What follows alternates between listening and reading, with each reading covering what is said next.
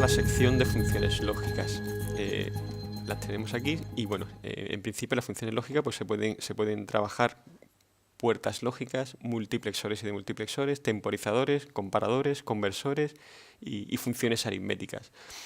Vamos a ver rápidamente pues, qué consta cada una de ellas. Pues, por ejemplo, puertas lógicas, añadimos una puerta lógica, la tenemos aquí y bueno, las distintas funciones de esa puerta lógica, pues el inversor, AND, OR, etcétera, etcétera.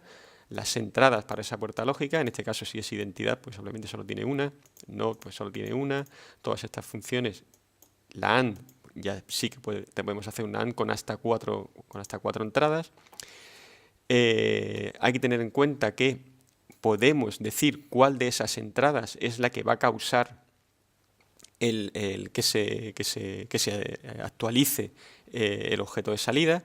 Aquí vemos, por supuesto, pues, todos los objetos de entrada y el objeto de salida correspondiente. En este caso, pues, por ejemplo, si yo quiero que solamente se actualice la salida cuando cambia la entrada 2, pues entonces digo que la entrada 1 no dispara y que la entrada 2 sí que dispara. Que transmita o no con cada evento a la entrada, ¿de acuerdo? O solamente en el caso de que sea con cada evento a la entrada, pues transmitirá siempre que se reciba un evento por la entrada disparadora. Y si no marco esta casilla, pues entonces solamente se actualizará la salida en el caso de que haya cambiado realmente pues haya cambiado la entrada de forma que cambie el objeto de salida. Función filtro de forma que deje que solamente se transmitan los on o los off, ¿de acuerdo? Se puede seleccionar aquí. Y además el objeto de bloqueo. El objeto de bloqueo, pues aparece aquí este objeto de forma que cuando la puerta esté bloqueada, me da igual lo que cambien las entradas, que no se va a producir nunca el evento en la salida. Cuando se desbloquee, entonces se producirán de nuevo los eventos en la salida. Y con este flag, pues simplemente lo que digo es que cuando termine ese bloqueo, pues que se transmita el valor que tenga en ese momento la salida o no se transmita. ¿De acuerdo? Entonces tenemos puertas lógicas, tenemos multiplexores y demultiplexores, pues igualmente las funciones de multiplexor y de multiplexor, el tipo de dato de canal, el tipo de dato para este canal que queremos darle, realmente están prácticamente todos los tipos de datos, nuevamente el objeto de bloqueo y el transmitir al cambiar la señal de control. ¿De acuerdo? En este caso nos permite también que se transmita o no en el caso de que se cambie la señal de control. ¿De acuerdo? Temporizadores.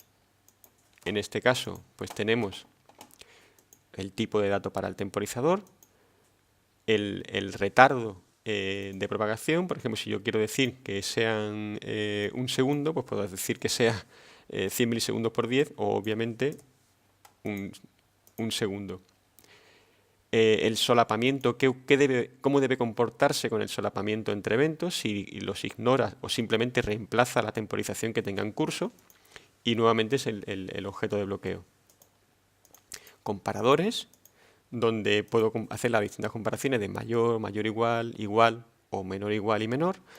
En este caso, ¿cómo voy a comparar? Si entre dos objetos de entrada o un objeto y una constante, en el caso de que sea una constante, pues evidentemente pues me pide cuál es el valor de esa constante, el tipo de dato de la comparación y también la histéresis para esa comparación. En el caso, por ejemplo, pues, de un flotante o o en este tipo de comparaciones que no son binarias, pues puedo introducirle una histéresis para que la comparación solamente se produzca cuando el cambio es mayor que esta histéresis que se ha indicado. Y luego, pues cuáles son los valores que tiene que enviar a la salida cuando se cumple la condición y cuando no se cumple la condición de comparación. Y por supuesto el objeto de bloqueo.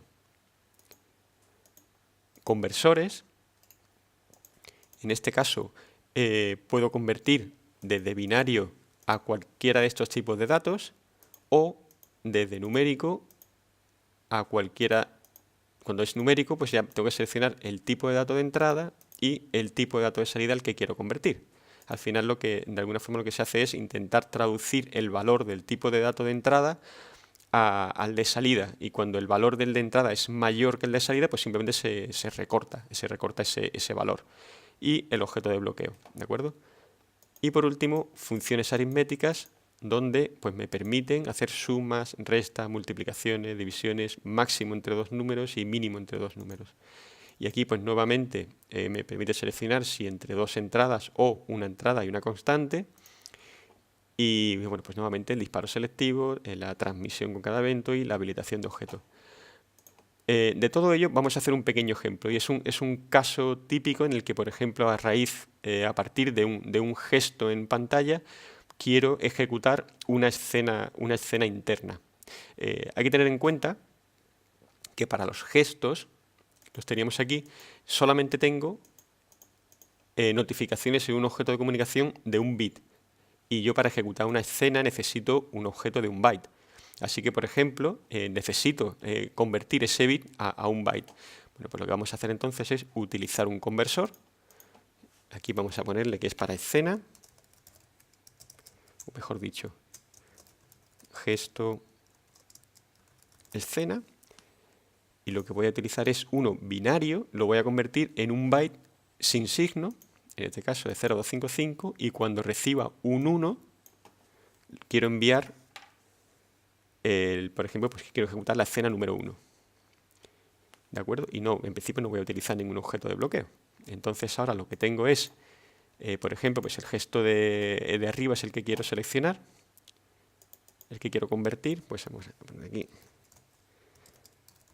gesto arriba, le asigno su dirección de grupo, le asigno la misma dirección de grupo a la entrada de este conversor, ¿de acuerdo? Entonces ya tenemos que cuando se produzca el gesto se va a producir el cambio en la entrada del conversor y ahora lo que quiero es pues la salida, asignarla, hacer que la salida haga la llamada, la ejecución de la escena.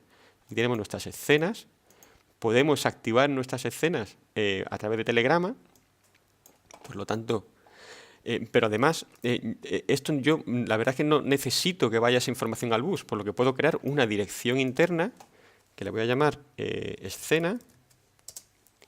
Esta escena la voy a asignar con mi objeto de salida y la voy a asignar con activar mi memoria, activar mis escenas. Y de esta forma, cuando se produzca el gesto de arriba, se enviará al bus la notificación que a su vez irá a mi objeto de entrada del conversor.